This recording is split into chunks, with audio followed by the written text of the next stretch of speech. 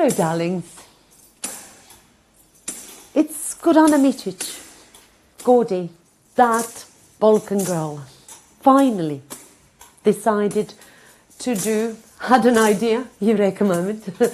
I know, this is the symbol for the Eureka moment. I know it's not Nikola Tesla, I apologize, because Balkan girl is kind of from Serbia. Micic is a Serbian name. The light bulb is an invention of Thomas Edison, who was Nikola Tesla's American greatest opponent. And in fact, the light bulb actually had an infinite lifespan. And that didn't make much business sense. So he changed it so only the original light bulb in the museum has infinite lifespan. The others, they die, so you can purchase the rest. So much for infinite energy. But what I was kind of thinking, I know I look like a Slavonic girl. I thought it would be really, really lovely to the music of my childhood that I tell you the story of South Slavs. Because when I was born, my country was called Yugoslavia. I know what you're thinking. It's been discontinued. Not a lot of demand for it. I know. Nikola Tesla, people will say, oh, but he's Croatian, he was born in Croatia. No, the year when he was born, it was actually Austrian Empire, not even Austro-Hungarian Empire. Austro-Hungarian Empire was created a lot later, and then it became Yugoslavia, then it became Croatian, stuff like that. I mean, you know,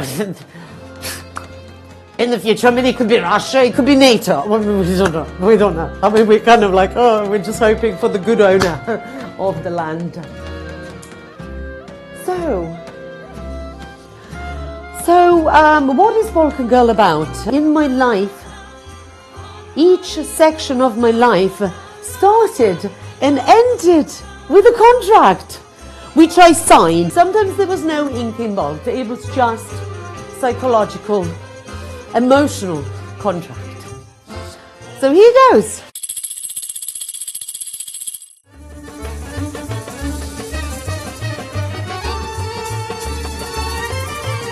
In the old days, during the Ottoman Empire, we would wear something called the shalvar kameez, because it was not allowed for women to exhibit skin.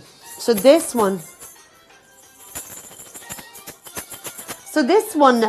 this dance is called Vranjska svita. It comes from south of Serbia, but it's actually really from the Turkish Empire days.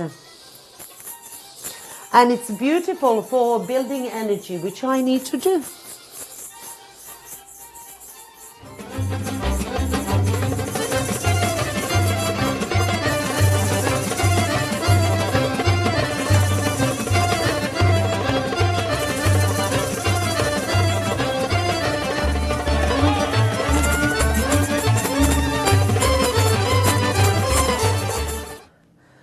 I mean, I can do the whole choreography, but I would be out of breath. Now, when you're born in Yugoslavia, what happens when you're born in Yugoslavia in the 70s? Well, first of all, there's one element that's totally magical. For the Slavs, you kind of have always wonderful ribbons and flowers, and your hair is done beautifully, and you have a clear distinction. You're very, very girly girl. This is how I looked. I mean, slightly different colours. Normally, red, white, and navy were very much the colours of Yugoslavia. One represented the blue sky, the other one the innocence of our people, because we were always victims. And then the red, which I'm wearing today, represented the blood that our predecessors had shed. So this is the kind of what would have been the bottom of the flag. In communist countries, like a little gadget, I know. I mean, I've forgotten a lot of, but pretty much universal.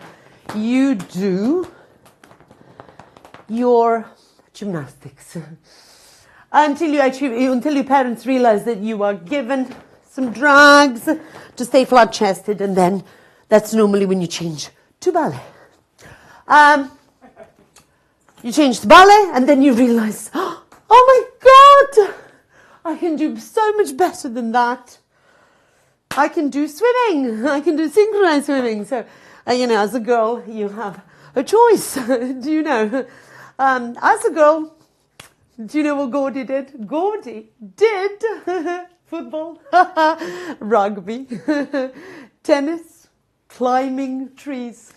Yeah, darlings, climbing trees. There was no faster climber than me because I was so tiny. I could hold my body weight like with one arm. It's amazing when you are malnourished. You can actually climb trees really well. One universal thing is Generation X. You know those guys that carried keys around their neck at the age of 2? Yeah, that's me. That's, where you kind of wondering, are your parents even there? Those children that would leave the house at 7, 8 o'clock in the morning, and you'd have to drag them inside at 9 o'clock at night as it gets dark, or 10, 11. I mean, there was no bedtime routine. You brushed your teeth, I think 3 times a week was enough. I mean, fluoride, we didn't really care because you brushed your teeth so rarely that it didn't really matter if it was going to affect your pineal gland. Now, you may be wondering, but, what about Gen X? How much did they give us? They gave us fiercely independent and relentlessly rebellious and resourceful. That's what, despite parenting negligence, those children thrive even today.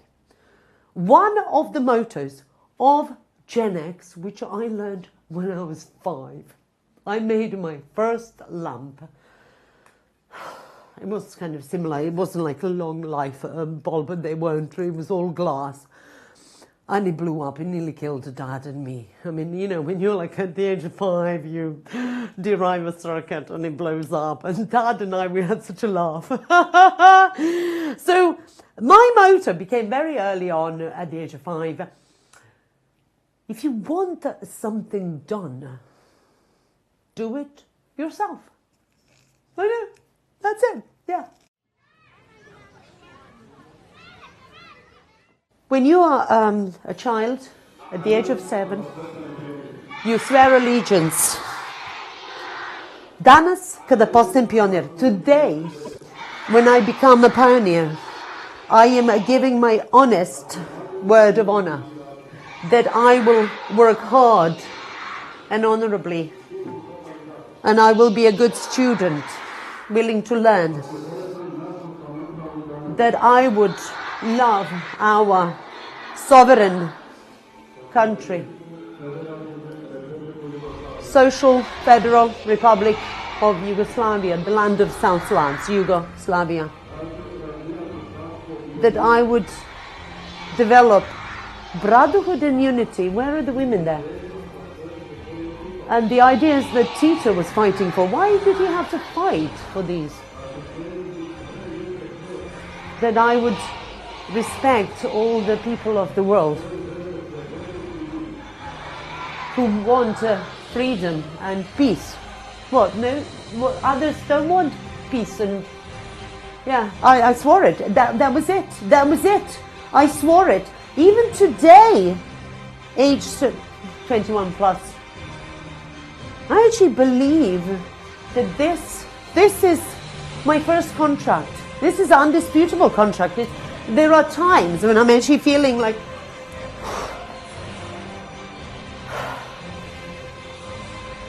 but it is true, at the age of 6, 7, your character is truly formed. Parents, if you've done your duty, well, by the age your child is 6. If you haven't, well, there's always a chance to have another child.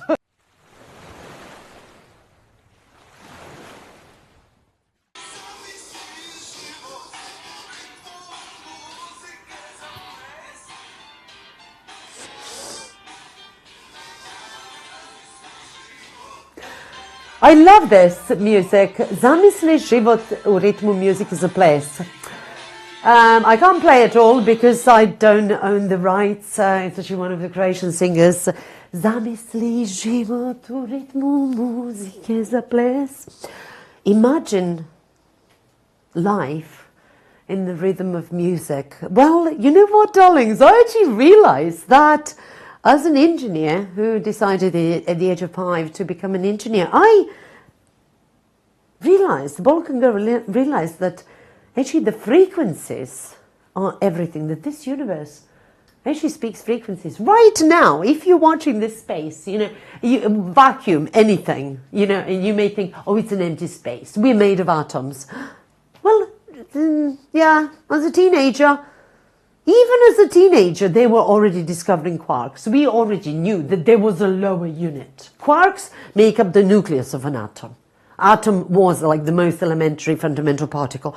So you're not made of atoms. Atoms are not elementary particles. We've known for 35 years at least. Oh, and it's not empty space. There's lots of signals going through. Some of them are quite like low frequencies. Some of them are, you know, low, long. Some of them are actually quite high frequencies. They just go like that. And they're like everywhere. It's just all energy, you know. It's all maths, mathematical equations everywhere. Numbers, patterns, everything. And just sine waves, or cosine. I mean, you know, it's just like the other way around. DNA.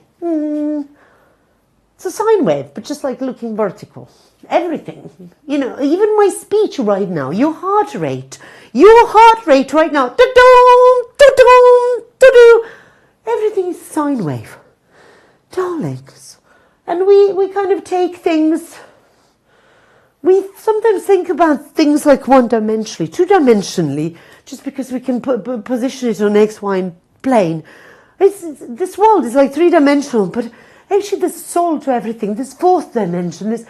There's also opportunities that you've missed, but it doesn't mean that they haven't happened in another parallel dimension. I mean, at least I like to think that the idea lives on somewhere else, not because, you know, I've missed it. I just want to be able to one day see the fruits of, you know, that the idea did actually get executed somewhere else. So, you know, I thought for a long time that, because I see things the way I see them, so I see them as lots of signals that, you know, it's never empty space, it's all energy. What I'm trying to say is energy, everything is energy. You don't destroy it, it just transcends to another space. I know what you're thinking right now. Stuff being her. No, not the stuff as you may think. First of all, one thing that I noticed that was different about me, do you know, if you look at me right now and you can maybe notice a little bit of fuzziness here. Well, fuzziness is just the, you know, probably a color that I've chosen that doesn't quite work with the camera. So it's not pretty sharp, but also there is an aura about everybody. So from your heart, it's like you are energy, you're giving out energy, your brain is working hard, you know, every cell is vibrating. You, if you think about this, you're wearing a large donut. Actually, you are much more large than you think. So whatever, you know, you can actually triple yourself, and that's about the space that you're taking with your energy. Some people even more. I mean, I know, you're right. I'm kind of like a little bit over the top. I know. You have to live with this like once a month for the show. I live in this body every day and listen to this voice every day. It's it's exhausting. Anyway, And then when you think about all the people around you, everybody has their own donut. Everybody's got their own, like, you know, they're bringing two mates to this party. So you've got all this kind of happening, and it's contagious, all that field that you're carrying with you. It is actually contagious, you know, and you can overpower somebody else's field. Yeah, that's what I've realized as a teenager. And as a teenager, we actually... in Belgrade, in Eastern Europe, we had a straight edge movement. Do you know what this straight edge movement was about? It was about being drug free, not even paracetamol, eating organic foods, anti-establishment. We were anti-consumerist. Everything had to be organic, good for you, and every single toxin had to be avoided from your body. And do you know how we danced? We basically, I mean, for me, if you think of the song Dancing with Myself, which I'm going to play right now, and that's the next contract. Yes. Okay, so when you're punk, you dance pogo and moshing. So basically, it involves a lot of jumping. And imagine me dancing with a bunch of very tall, 2 meter tall guys, engineers, mostly with men. So basically, you are bouncing and crashing into each other. Wah! And that's how you dance. And you're really, really, really angry. You're really, really angry. And obviously, Billy Idol, thank you so much. Because we learned everything from you about sex in the Balkans. From your videos, because everything else was banned in communism. So I actually realized that dancing with myself, no matter what other people music comes and their kind of aura, their frequency, everybody came with a certain tune, everybody came with the music. But I decided my next contract was actually graduation at the age of 14, which is when you graduate. It's called matura, because you're then kind of more mature. I decided, I signed the contract. This era of my life ends with the contract signing that I'm going to be dancing with myself.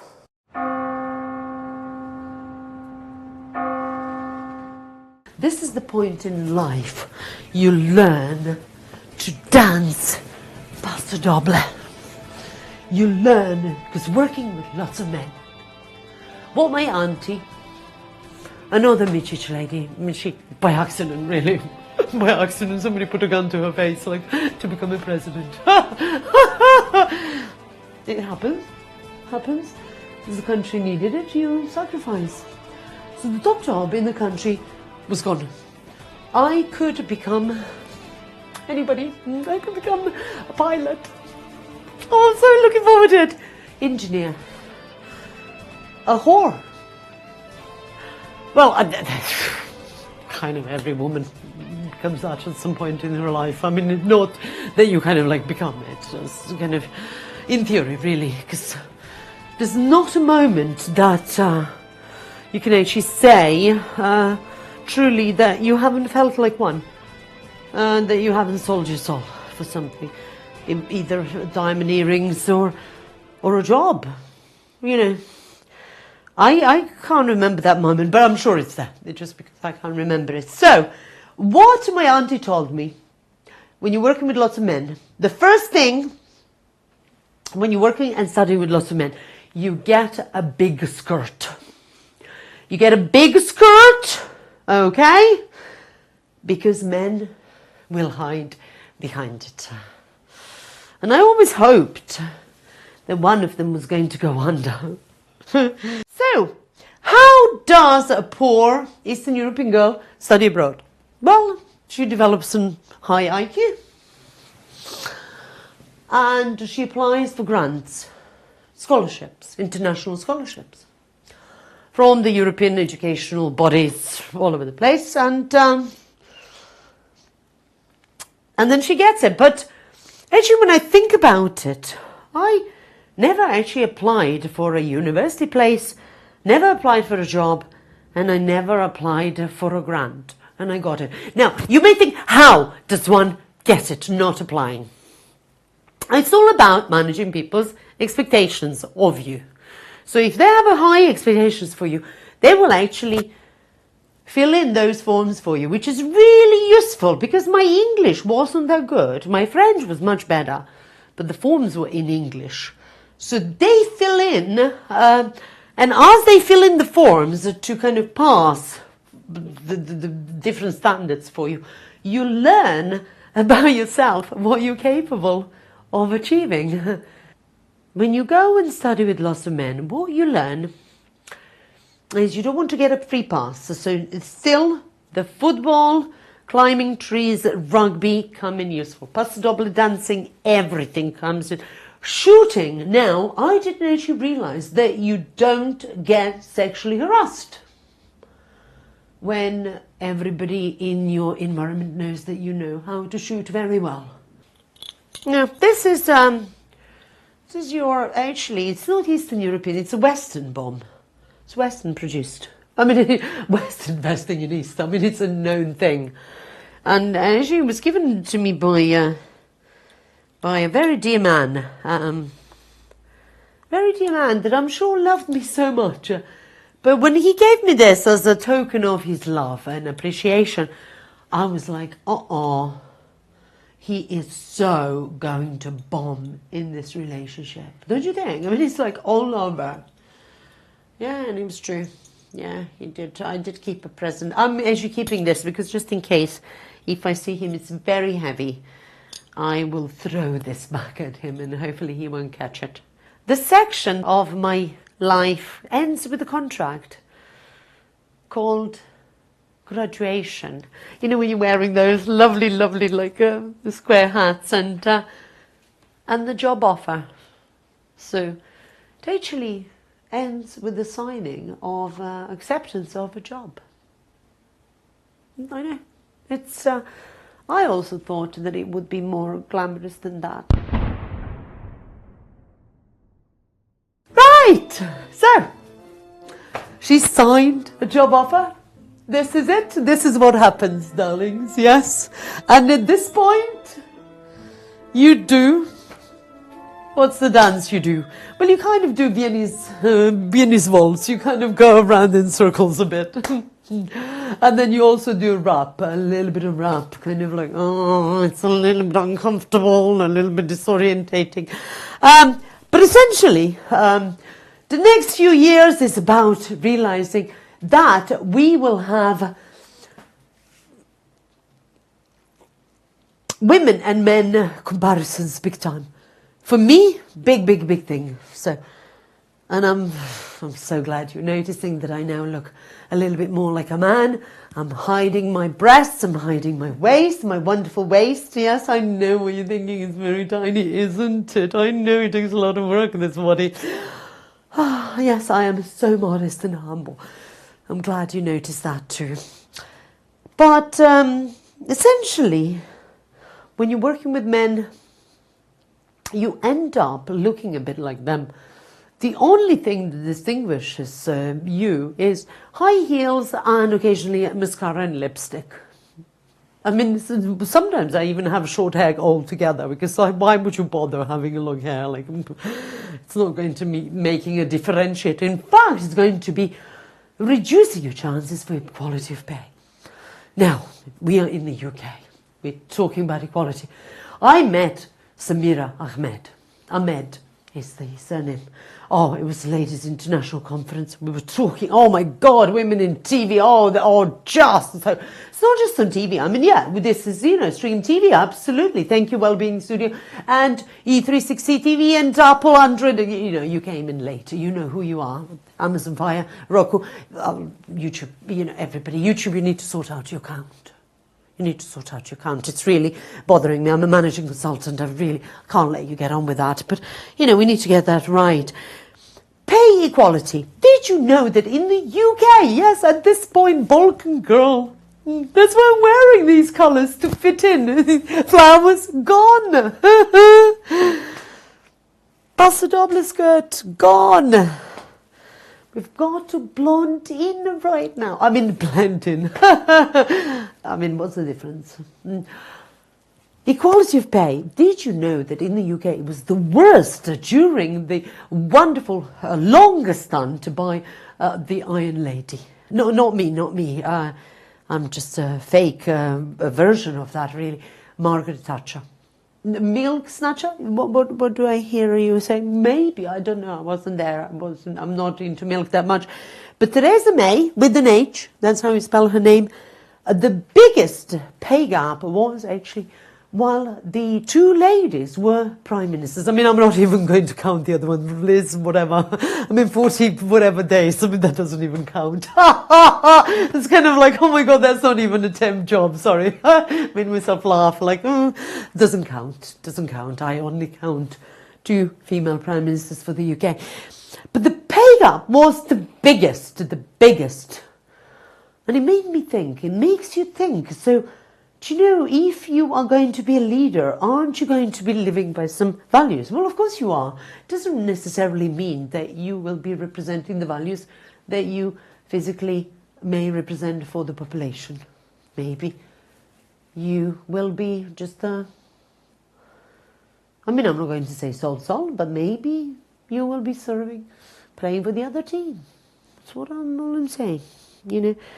When I become a president, and yes, I will. I mean, you know, I'm a president. I mean, I'm not even the most famous person in my street. I'm not even the most famous person in my family. I mean, even I'm not even the most famous person in my own house. It's actually our cat who is more recognizable than me. Who's got Instagram, you know, 25,000 followers, 24,000 more than me, you know.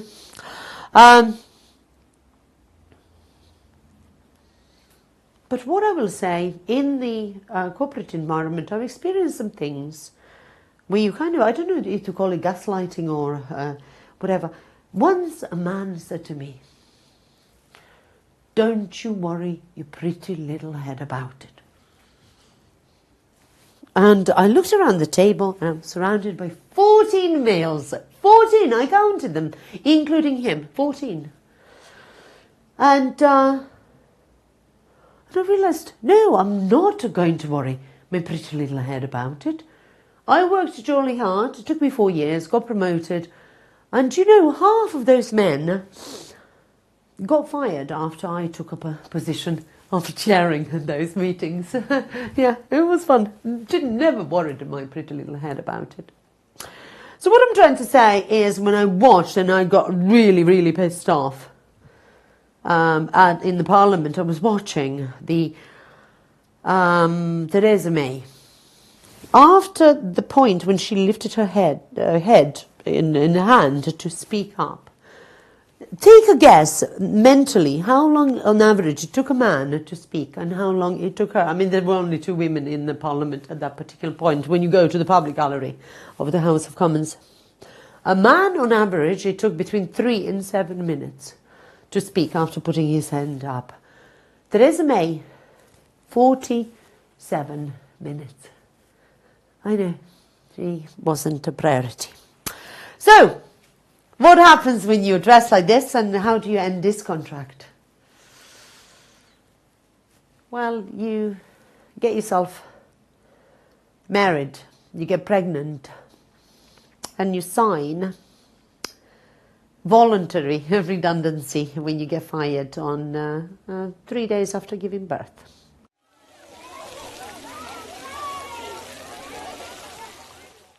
You may think, why is she putting her gloves on? Well, the things are about to get quite a lot messier, darlings. And why do things get messy at this point? Because she signed a contract. And this one starts with actually marriage, with the birth certificate, signing the birth certificate of her son, of her first son, and nappy changing. Children. 1, 2, 3. I had 3 children. No, I don't like children very much.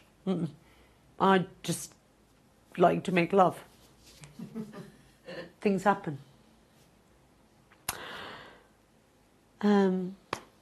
Children do not come with operating manual. Warning number one. Yeah. And even if they did come with an operating manual, there are too many exceptions to the rule. It's really, really complicated. So the best thing that you can do as a parent is relinquish all the controls. And I know what you're thinking. You can't actually drop them on the head when they're babies. I wouldn't think that that is a good thing. You don't, I try to drop them because they're so resilient. They actually fall on their nappies and they laugh their tits off, It's amazing. Children, what do they teach you? What do they teach you and what kind of contracts do you sign? Well, you sign, for all kinds of play groups, you sign. The most important non-verbal and psychological contract that I signed was to become a better person. I know what you're thinking right now. It comes with the label needs work. Totally. I admit to that. Totally. I'm not even halfway. For the rest of my life, I'm like, I've got like a, 30-year plan. Kind of like NATO to keep peace in the world. By not keeping peace outside of NATO. That's the rule. So, so I'm keeping the peace within my own home, within my own children. But when we go out, oh my gosh, shall I show you the first thing? When you have a child who's a toddler, if he falls on the floor and starts having a tantrum, what you do? You do the same. You get down on the floor of that supermarket. Do you know what happens then? The child, never mind if they're toddler or older toddler, they will look at you in a total horror because they've just realized that they have a much better actor with a much more energy next to them and they cannot win. And yeah, that is the first one if you want to kind of humble them a bit.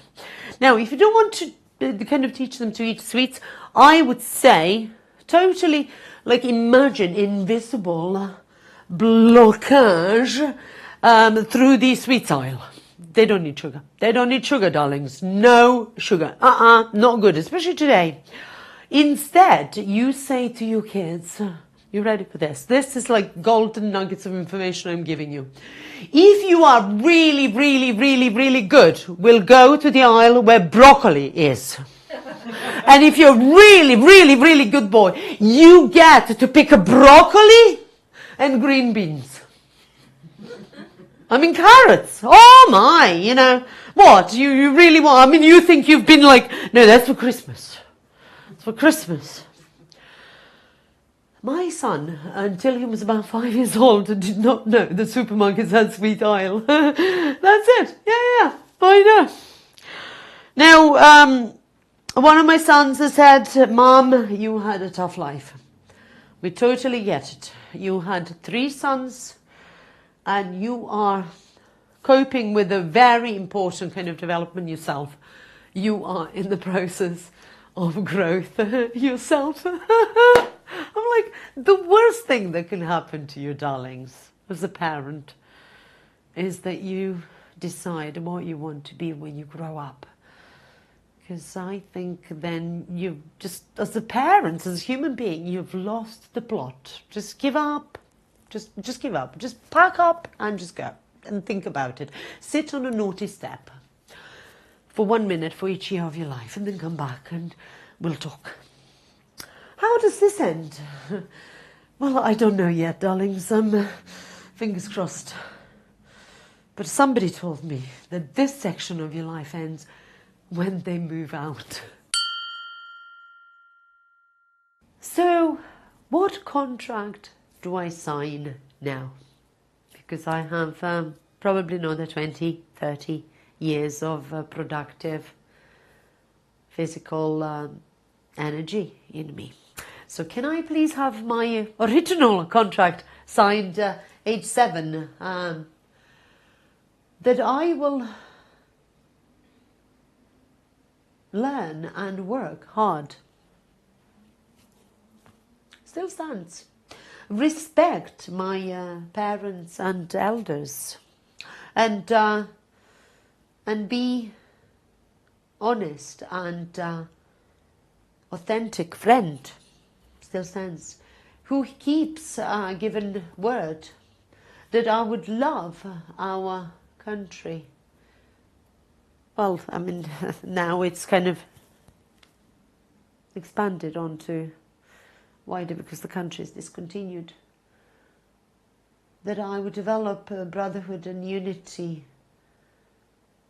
respecting all people of the world who want freedom and peace.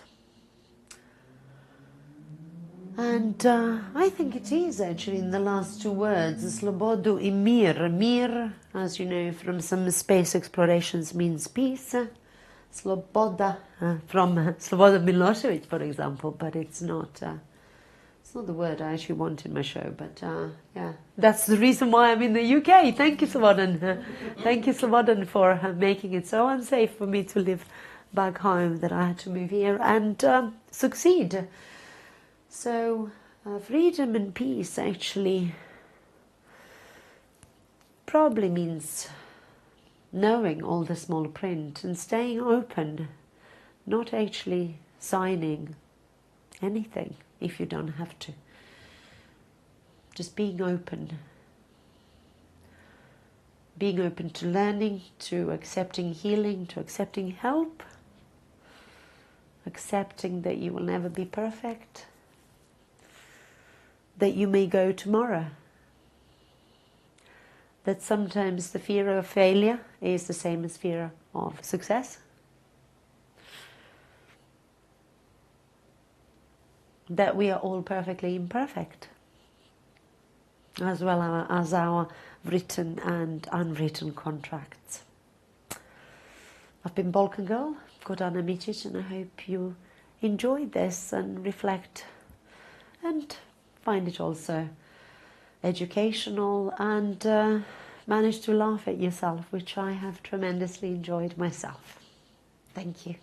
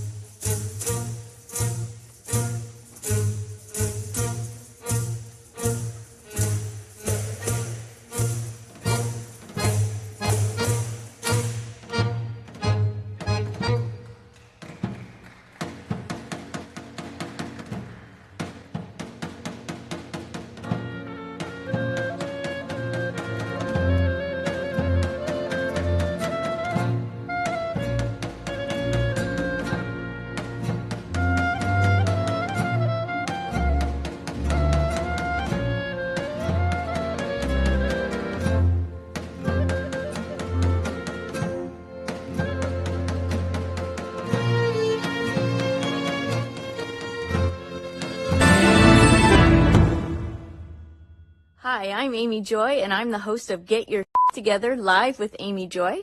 And you can catch me every Thursday at 4 p.m. Pacific on the amazing Trajectory channel right here on E360 TV.